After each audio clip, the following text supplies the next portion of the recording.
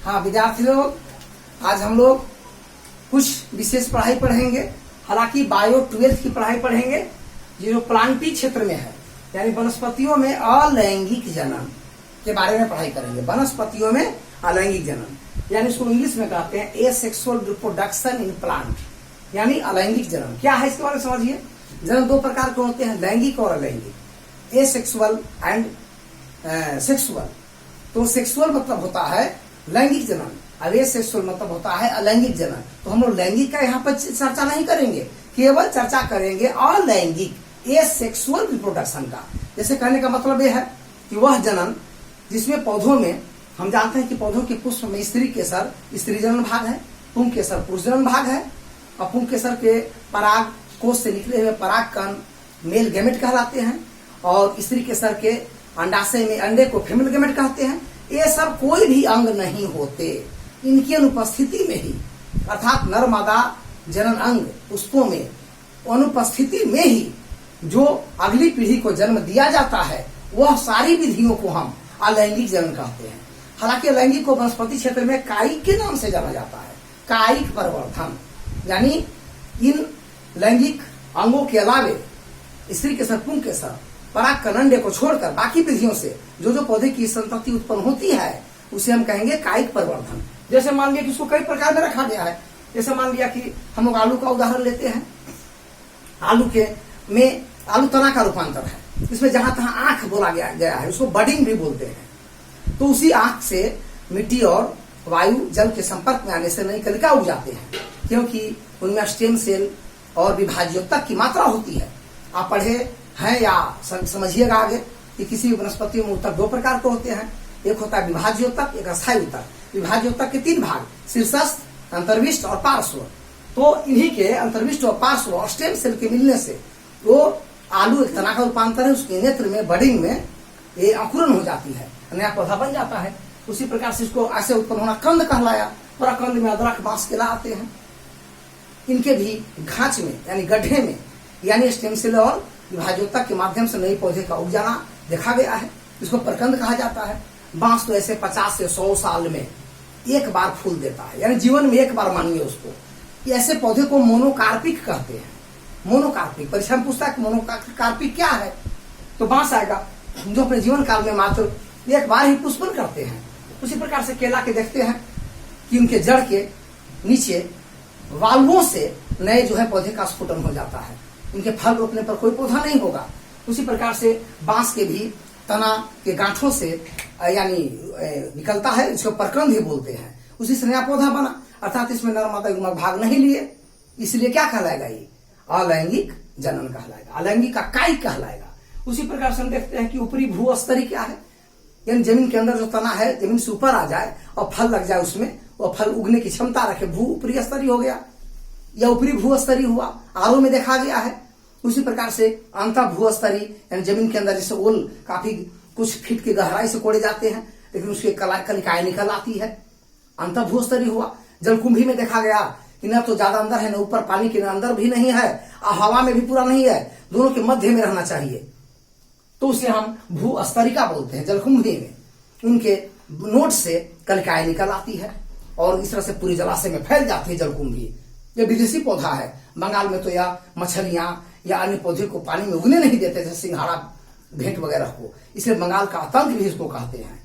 तो ये सब आपको स्त्री केसर पुंग केसर की उपस्थिति के बिना ही हो रहा है।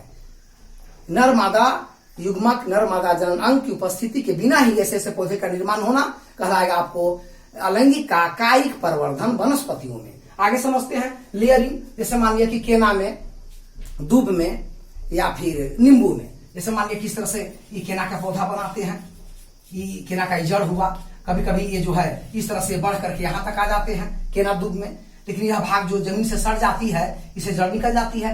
मातृक पौधा से यदि हम काट देंगे इसको तो यहाँ से नया पौधा बन जाएगा, मातृक से अलग हो गया, तो ये हो गया आपको लेयरिंग। नींबू केना दूब में देखे जाते हैं। उसी प्रकार से कलम लगाना, कलम में माने कि गुलाब है, भांग है या शीशम, पुराना शीशम, ये सब के क्या है कि एक डाल को काटेंगे और पतला कलम की तरह नींब बना देंगे, पत्तियां लगी हुई है, और उसमें गोबर मिट्टी घोल करके रोप देंगे तो नई जड़ी निकल जाती, कलम लगाना कहलाया। क्योंकि वहां उन जगहों पर जो जमीन से सट गए, मिट्टी से सट गए, वहां विभाज्योतक स्टेम सेल की उपस्थिति में नई जड़ें निकल आती है और इस प्रकार से स्त्री और पुरुष कोई भी जनन अंग भाग नहीं लेता, अर्थात पुंकेसर स्त्री केसर भाग नहीं लेता। तो ऐसी स्थिति को हम कायिक के नाम से भी जानेंगे, कायिक कहेंगे इसको हम। उसी प्रकार से आपको कवक में आता है, कवक में ईस्ट और मूढ़ दो श्रेणी है। ईस्ट में मुकुलन द्वारा ही जनन होता है। इनमें से कोई भी मान लिया कि इस प्रकार से ये देखिए कवक ऐसे ऐसे बढ़ते कार्बनिक द्रव में फैलते जाता है, ये सब शाखाएं निकल रही है, ये मुकुलन कहलाएगा। उसी प्रकार से ईस्ट में मुकुलन होता है, या आपको ईस्ट में मुकुलन है, या सीज में मुकुलन के द्वारा हरिण के सिंह की तरह जो बेलनाकार सीज है फैलते चले जाते हैं, साइकिल सिफा में देखिए ये निकलते जाते हैं मुकुल। उसी प्रकार से शैवाल में भी, समुद्र में शैवाल यानी समुद्र से स्थल से जल से लेकर के 4 प्रकार के हैं, लाल शैवाल, हरे शैवाल, नील हरित शैवाल, भूरे शैवाल। ये भी अपने नोट से ये कलिकाएं निकालकर फैला देते हैं।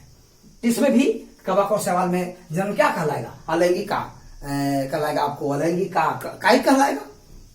लेकिन एक बात है यहाँ पर कि शैवाल और कवकों में जब ये देखते हैं कि हमारा जलाशय सूखने वाला है, समुद्र को हटकर इधर के गड्ढों में वाले की बात हो रही है, कवक भी जो है नमी में उगता है, शैवाल भी पानी में, अब इनकी पानी हटने वाली है, तो ये क्या करते हैं कि अपने आप को लैंगिक जनन करने लगते हैं और जाइगोट बनाते हैं। इनका जाइगोट जब बन जाता है तो सुसुप्त अवस्था में रहता है। जब पानी आती है सम अवस्था, अच्छी अवस्था, तो जाइगोट विभाजन करके स्पोर में बदलते हैं। अब ये स्पोर कवक का है तो कवक बना देगा, शैवाल का तो शैवाल बना देगा। तो इसी प्रकार से कवक और शैवाल में हम बीजाणु जनन अलग वीडियो में बताएंगे, क्योंकि थोड़ी सी बड़ी बात हो जाती है। हम याद करके सुनिए ध्यान से क्या बोल रहे हैं। कवक और शैवाल में बीजाणु जनन को हम अलग वीडियो में समझाएंगे। हम यह समझा दे रहे हैं कि कुछ कवक जैसे ईस्ट, शैवाल में मुकुलन द्वारा भी जनन होता है जो कायिक अलैंगिक है, लेकिन इसमें बीजाणु जनन जो होगा वो लैंगिक है। इसको हम अलग वीडियो में अगली बार बता देंगे। अब क्लोन क्या है? एक पुंज। जैसे टिश्यू कल्चर में वैज्ञानिकों ने सिद्ध किया है कि किसी भी पौधे की उत्तक को काट के डाल देने से कुछ दिनों के बाद उसमें से अंकुरन हो जाती है, जिसे हम कंसन कहते हैं। उसी को निकाल करके हम उचित अवस्था में रख करके पौधे का क्लोन तैयार करते हैं। उसमें भी न तो पुंकेसर भाग लिया, न तो स्त्री केसर भाग लिया, इसीलिए वह भी एक क्लोन है। उसी को क्लोन कहते हैं, एक पुंज क्लोन, लेकिन वह भी एक अलैंगिक कायिक जनन के अंतर्गत ही आता है। कुल मिलाकर के बात यह है कि पौधों में यदि अलैंगिक जनन हो तो उसे कायिक प्रवर्धन कहेंगे, और जंतु में अलैंगिक हो तो अलैंगिक ही कहा जाएगा। लेकिन यहाँ पर हम लोग वनस्पतियों में अलैंगिक को पढ़ रहे हैं, तो इसी प्रकार से यह अलैंगिक जनन का अर्थ यह होता है कि जिसमें स्त्री केसर पुंकेसर भाग न ले, वह कायिक प्रवर्धन कहलाती है। यानी पौधों में अलैंगिक को कायिक प्रवर्धन के नाम से भी जानते हैं। और ये आप समझ लीजिए कि कवक और शैवाल में बीजाणु जनन के बारे में हम बताएंगे, क्योंकि अभी हम समझाएं कि जब ये विषम परिस्थिति आता है तो अपने क्या बना लेते हैं, लैंगिक जनन से जाइगोट। वह जाइगोट उनके विषम आने के बाद सुसुप्त हो जाते हैं, सोए हुए रहते हैं। जब अनुकूल अवस्था आता है तो विभाजन करके स्पोर बना करके, और कवक का स्पोर है तो कवक बनाते हैं, और शैवाल का स्पोर है तो शैवाल बनाते हैं। इस तरह से ये वनस्पतियों में होती है। अब नीला कुरिंजी की बात करें। नीला कुरिंजी एक प्रकार का पौधा है जो 12 साल के बाद फूल देता है। बांस में तो बताया कि हम 50 से 100 साल जीवन में मात्र एक बार तो मोनोकार्पिक हुआ। नीला कुरिंजी में 12 साल बाद केरल, तमिलनाडु के तरफ जो पहाड़ी क्षेत्र है, 2006 में देखा गया था कि नीला नीला फूल का चादर बिछ गया था। तो ये लोग भी कभी कभी 12 साल के बाद फूल देते हैं। ये भी एक याद कर सकते हो ऑब्जेक्टिव में, नीला कुरिंजी 12 साल के बाद पुष्प देता है। और बांस जीवन में एक बार 50 से 100 साल बाद उन्हें मोनोकार्पिक हुआ।